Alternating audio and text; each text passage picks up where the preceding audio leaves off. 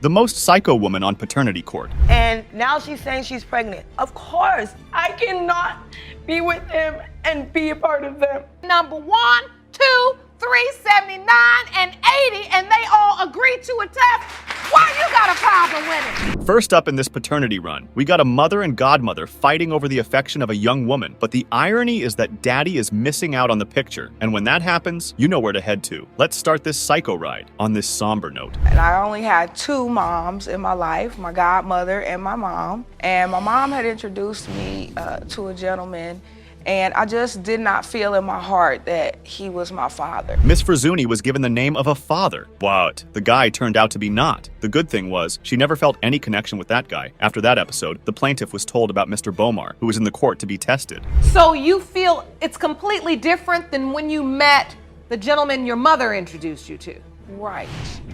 And that's pretty much how I've always felt ever since I met him. And your godmother, who's here with you today, she believes he is your father. After listening to Miss Frazzuni, the judge called up the co-plaintiff, who told the court about how she herself was intimate with the defendant, and both created a false story to sell to Miss Bailey's daughter. Well, the defendant didn't like this narrative and responded like this. For that, 30 That's years right. ago, All why right. did she just bring it up last year? Is there a reason why you just brought it up? To stick another dagger in my back against my daughter. As far as stories people have told her, that's just what they were. Miss Bailey testified to the court that there was no way that Mr. Bomar could be her daughter's father, as she was intimate with multiple people at the time, including her friend at the time, and she blamed Miss Hallams for the reckless choices she made. She was 21 years old. Maxine was 30. No, I wasn't. 29, however No, I wasn't. old. I was She 20. was older. I was She 27. was way older, and I just let her lead Wait me. a minute. She further pleaded that her daughter was being manipulated into thinking that Mr. Boomer was the father by her own friend. Miss Frazzoni, on the other hand, was not ready to believe a word coming from her mother and wanted the alleged father to be tested. Create factual evidence. And I understand that. I want a test. I understand that. I I want him to understand test that. Because of my past lifestyle, there is reason to doubt. The next judge asked Maxon to vouch for Bomar, and this ticked the mama at the podium really hard. She totally blew off in the court, blaming her ex over for poisoning her daughter like this. But the meddling and the trying to compete And the remembering. for my daughter's love, this is my child.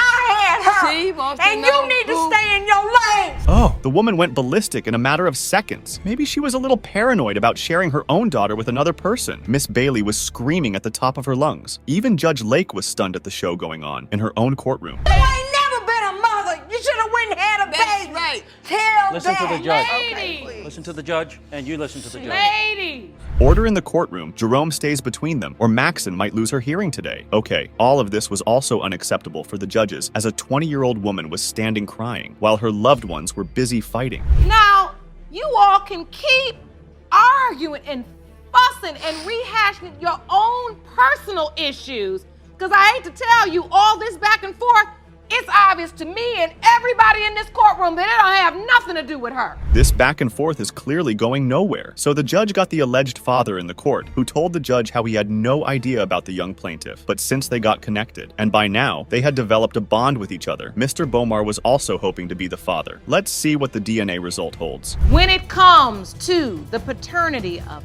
31-year-old Maxina Franzoni, Mr. Bomar, you are not her father.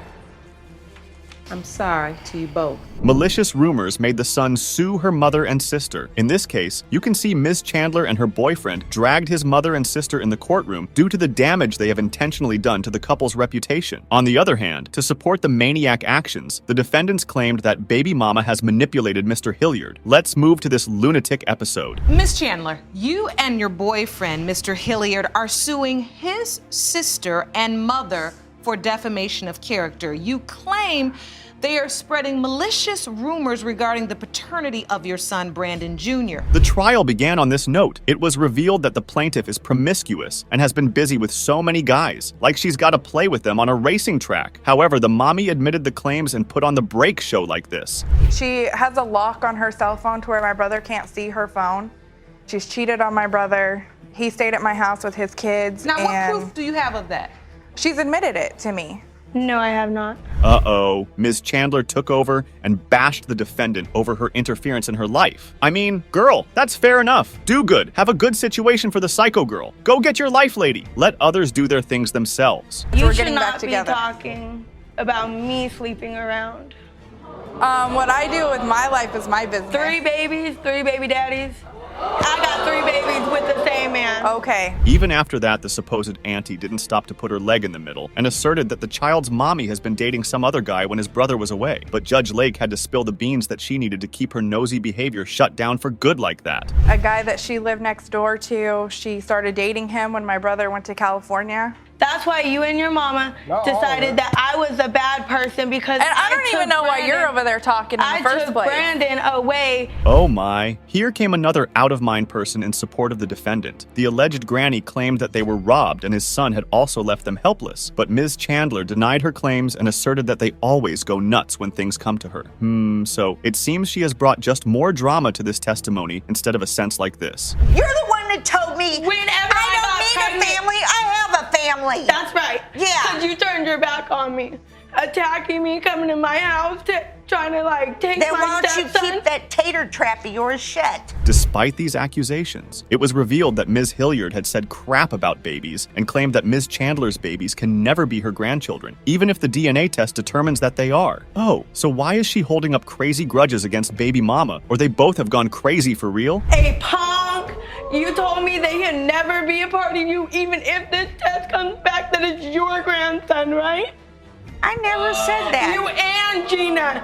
You and no. Gina. Yeah. No, I have told you that. Up next, the plaintiff told the court that the defendant's never-ending and lots of drama has split the family apart. And yeah, I have to say that too. No one can tolerate that much torture. When are you together? You do a There's lot. drama. You and him There's broke drama. up because of you. There's drama. Not because Split of us me. apart. Because 4 years of this. Oh my. Guys, hold your ears because what next you are going to hear will definitely blow your mind. Ms. Hilliard, have you lost your mind or are you even in your senses? I mean, I am wondering if they even have the court's environment toxic. What could they have done at their home? Do you feel like Miss Chandler uses your grandkids as pawns? Yes, ma'am.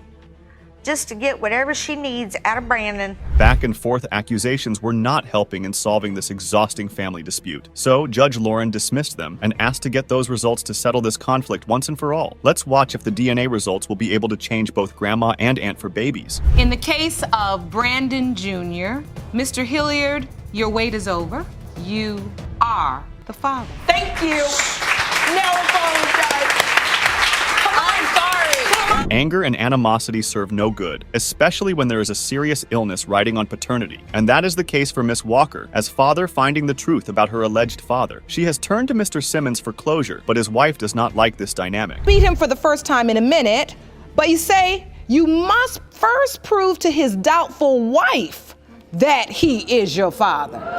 Yes, you're Well, okay, Miss Simmons, you contend that there's absolutely no way. So the trial begins with the defendant giving the cold shoulder to Miss Walker, claiming her husband was incapable of having children at all. But the plaintiff had a hard time believing it. She can tell the court how Mrs. Simmons' sister was the one who reached out to her and claims Miss Walker as their brother's daughter. And this fact rubbed the wifey real hard. No, I wasn't. Well, how there. did it happen? Because the sister called him and said, Bruce, I met so-and-so. Asking for your wife's permission to talk to your own daughter? That sounds odd, isn't it? But Mrs. Simmons was not ready for some random girl to pop into their life. They articulated her reservation quite loudly, which drove Miss Walker to the edge of crying. And this made the judge go like this. Are you upset that she made contact, or are you upset that your husband may be her biological No, father? none of that. None of that, because he None wants of to that. be a father. He wants to. Hold on. Who knew that being left out could boil up such rage in anyone and some stranger looking for her father would have to pay for it? Nonetheless, the plaintiff told the court that the defendant's husband was the one who reached out to her after taking her number from his own sister. Listening to this, judge realized that it was high time to get the potential father into the court. Mr. Simmons, welcome. yeah. Thank you for joining us here today. So we are discussing Ms. Walker. She says that you contacted her and said you believe you're her biological father. The reason Mr. Simmons believed to be her father was the affair with Miss Walker's mother. Even though it just lasted for weeks, it did have baby-making potential. A little odd confession for a TV show, right? But that is how reality TV goes. And FYI, Mrs. Simmons was no fan of the story. You were intimate with her. Intimate with for 2 days, yes. No protection used. No protection, no nothing. But was in a relationship before that, because he just said that they were. Well, ma'am, it doesn't matter if you like it or not, your husband is in for this.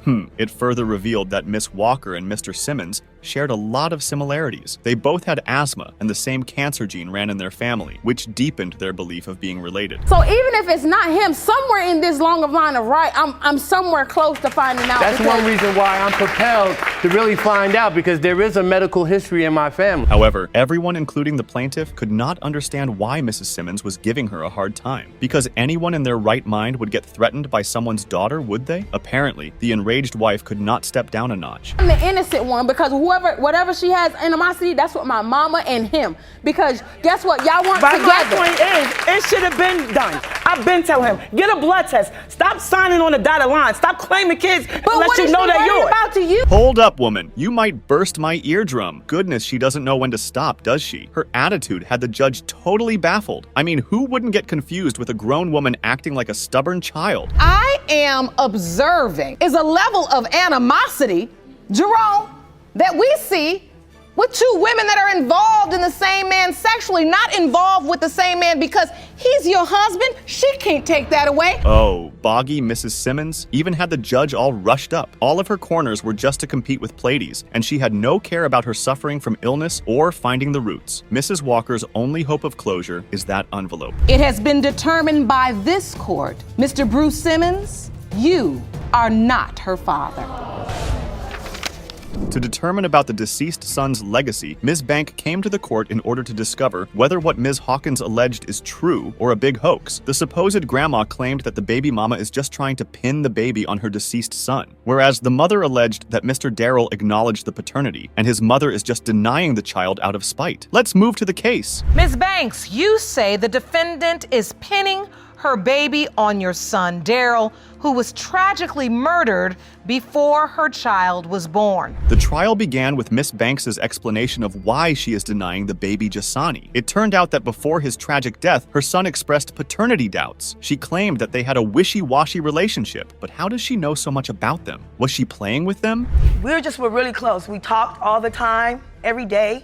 Jada met my son on Facebook, and she came and moved in with him the same day that she met him. They were dating, and they were off and on. They kept breaking up. Next up, Mommy testified, and while giving the relationship recap, she stated the whole opposite story. It slipped out that the potential baby dad acknowledged the paternity, and they had goo-goo eyes for each other that made her certain that Mr. Darrell is the father like that. And I had a strong relationship. We were on and off.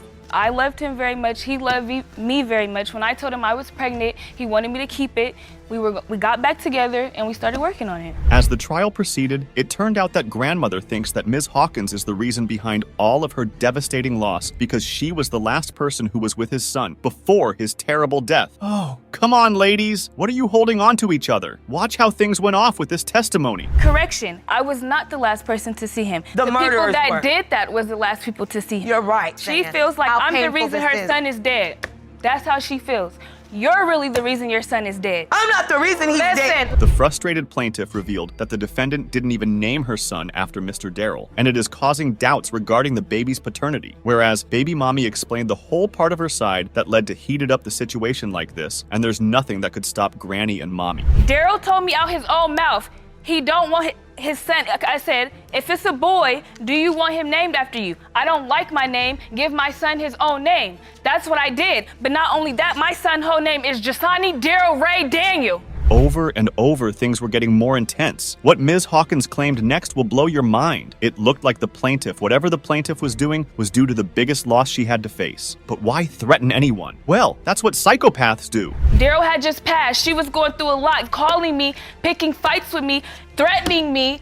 I don't know you, and I'm going to jump on a plane to come move with you. I was threatening you. No. For what? You threatened me to this day. Even so, those intense claims, the plaintiff didn't take a seat. She started a wrangle in the courtroom, and Judge Lake had to hop up into a squabble to cut them off. Yes, ladies, please stop. Don't start over and over again like that. Yes, Be in sir. a new environment. She should have just said that. Well, yeah, but at All that mouth she got? That's a Come lot on, of pressure. baby. That- She got I had a bunch lot of mouth. pressure on she me at wasn't that scared. time. She wasn't scared. She lied. Look at all that mouth she got. Where you see scared at it? well, I wasn't gonna say she was scared. However, during their non-stop arguments, it was revealed that the baby mama filed for child support when his son passed away. But baby mama turned the whole show with her logical explanation like this. If a mother goes down to welfare and file for welfare and get on assistance, the father automatically goes on child support. I explained to them that Daryl passed away. They said, give us his social, we're gonna run it anyway and find his death certificate. Where could you? Alas, feeling sad for both the plaintiff and the defendant, their ongoing further fuels the whole situation instead of helping to resolve the case. But it was quite evident that they both need to know the results vehemently for baby and his late daddy. So let's go, get those results and see if they will help Granny find some peace or not. It has been determined by this court the percentage of relatedness between Miss LaWinda Banks and Jasani Daniel is 99.99%. You are related.